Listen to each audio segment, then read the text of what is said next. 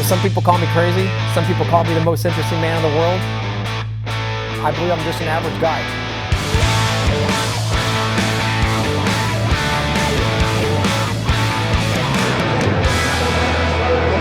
Oh my God. Oh my God.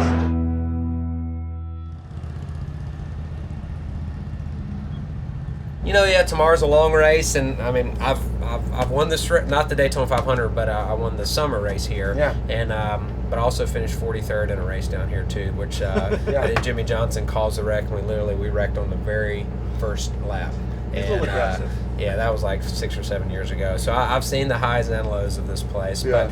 But it's going to be a big race. Obviously, there'll be a lot of people here tomorrow. And the Thunderbirds were here practicing earlier. I don't know if you guys saw them at the airport. They were coming around. That was fun to watch this morning for a little bit. All right, we're gonna let you relax. Yeah, but y'all feel free to, so this is our hauler. Y'all Thanks, guys. Make all the right calls tomorrow. Check this thing out. This is like the trailer we put together, the team put together in like the last couple of weeks. We literally made this whole deal happen in less than 2 weeks. Our sponsorship, Select Blinds, number 38, David Ragan, NASCAR, incredible. When I talk about pushing boundaries, this is the kind of shit I'm talking about. Like being able to be on a NASCAR within 2 weeks of Daytona is like unfathomable, but you know what, we're doing it. So check out what's gonna happen next.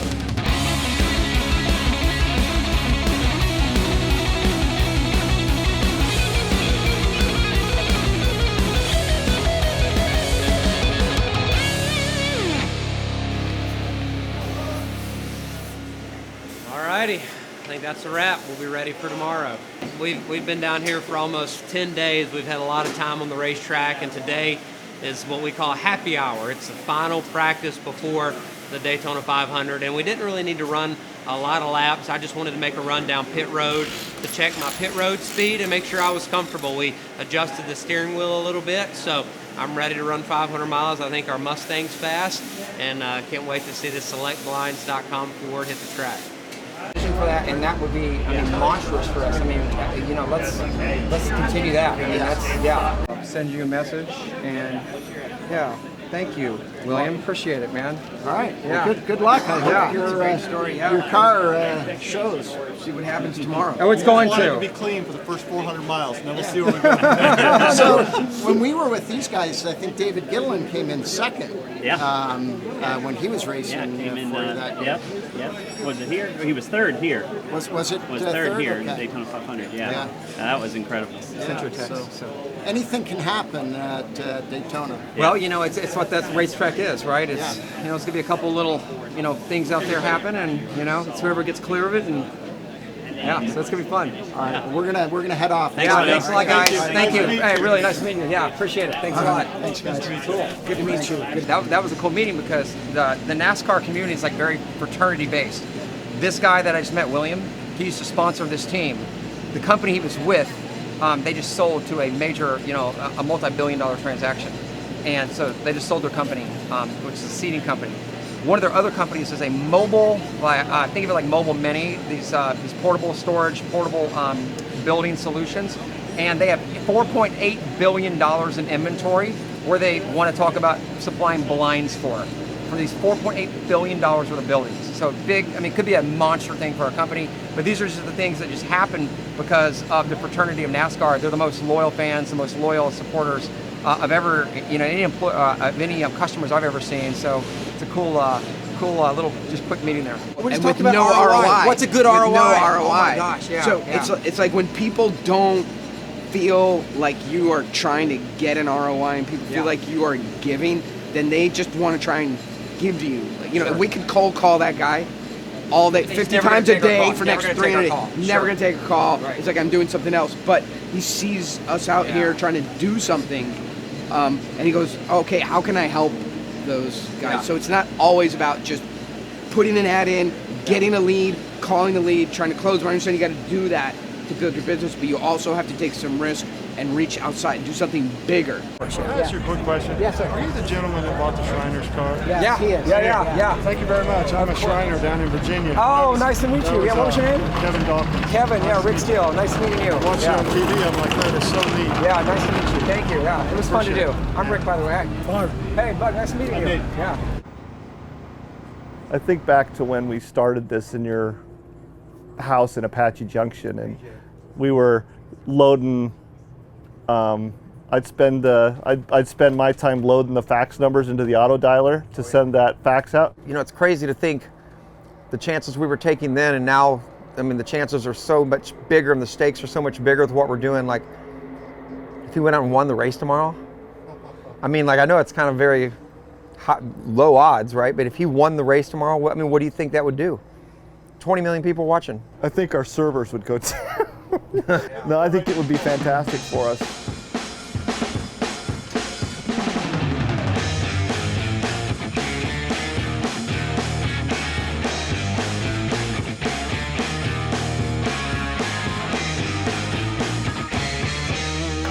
Okay, you heard the Star Spangled Banner national anthem? Oh my God. 20 years of being an entrepreneur has come down to this. Like this moment.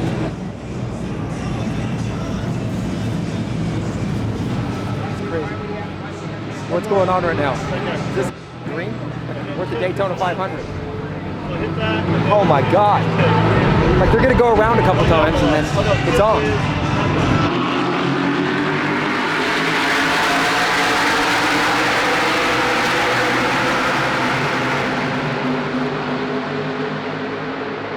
Oh my God, it's crazy.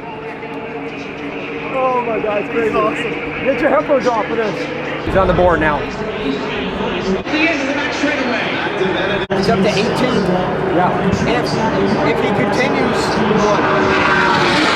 that pace,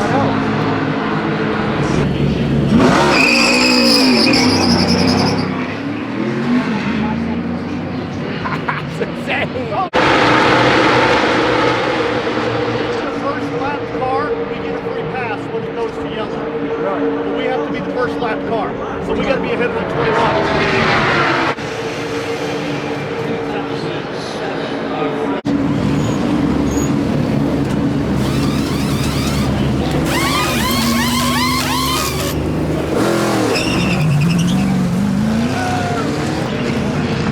In the race is a race inside the race. We had to race the number 37 to get back on the lead lap. We lost position on the pit because Ragan came in too fast to the pits. That made him pit again. That put him down one lap. My God, I'm sweating.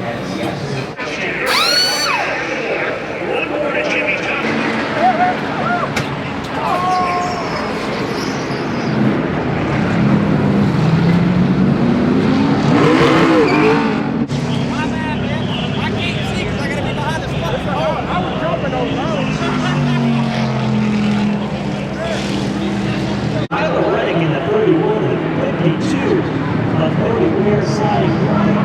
Oh my gosh. Right there. Yeah, it's like right there. We just moved up like 6 spots. This is NASCAR, baby. Because they thought there was...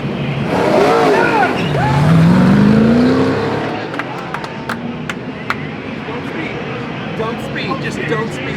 Quickly review some of the keys to winning today. Oh! This guy tire bumped us. He got bumped. Spotting around the Daytona International Speedway, bringing us a good caution of the afternoon. 1 lap down. To go from 1 lap down, 1 lap down. Like we're halfway through the race or 1 lap down. We made the lap up and we worked our way back to 6th place. That's a fucking driver. That's a race car driver. 35th place. The only bad thing is here, he's going to be the third car on the outside. We were in 35th place. We're now in 6th. It's crazy. I'm nervous. I'm not gonna lie, I'm nervous. This is nerves right here. Top 3 for sure. Top 3. But he's gonna win the race. He's winning the race. He's winning the race.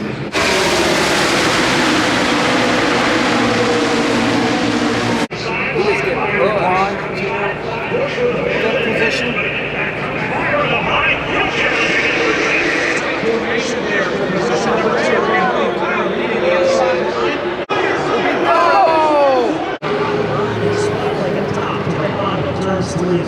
Kyle Larson running inside the top 20 that could have. That's the guy that bumped us.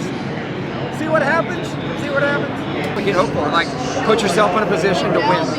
We put ourselves. I like to talk about this in the first person. Rick and I. We put ourselves. Come here.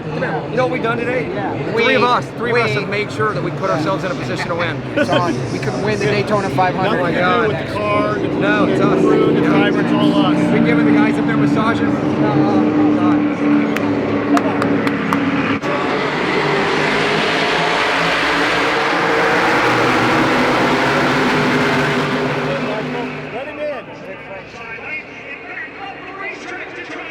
Oh, God. Reckon, we're in it. All right, bud. Yeah.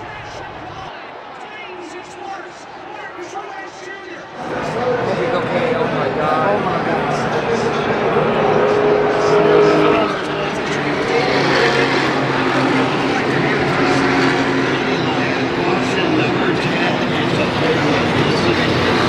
There were 10 cars literally knotted together, becoming one, just this massive sheet metal going into turn number 3 before they split apart and ended up wherever they made it.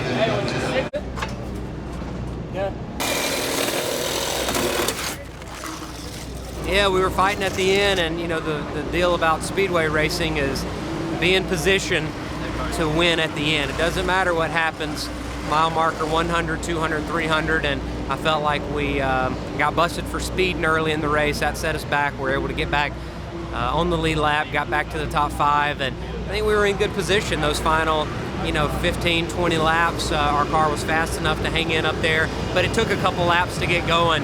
Our car wasn't as fast as we needed it through the gears on that first lap, and when they wrecked in front of me, I saw the 95 get turned, and before I could even turn the wheel to go underneath, someone had hit me.